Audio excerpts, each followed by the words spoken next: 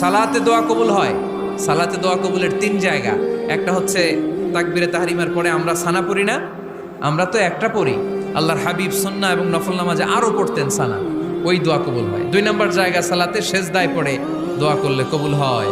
আকরাবু মা ইয়াকুনুল আবদু মির রাব্বিহি ওয়া হুয়া সাজিদ ফাকসিরু ফীহি দুআ। বান্দা যখন সেজদায় লুটিয়ে পড়ে, বান্দা আল্লাহর সবচেয়ে কাছে চলে যায়। কিন্তু বিশ্বনবী বলে, সেজদাটা তোমার রবের কুদরতি পায়ের উপরে পড়েছে।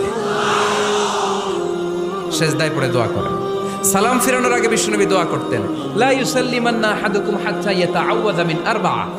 আল্লাহর হাবিব বললেন, 4 জিনিস থেকে পানাহ না আছে আমার কোন উম্মত যেন সালাম না ফিরায়। তারা যেন পড়ে, আল্লাহুম্মা ইন্নী আউযু বিকা মিন আযাবিল কবর, আউযু বিকা মিন আযাবি জাহান্নাম, আউযু বিকা মিন ফিতনাতিল মাহইয়া ওয়াল মামাত, আউযু বিকা মিন ফিতনাতিল মাসিহিদ দাজ্জাল।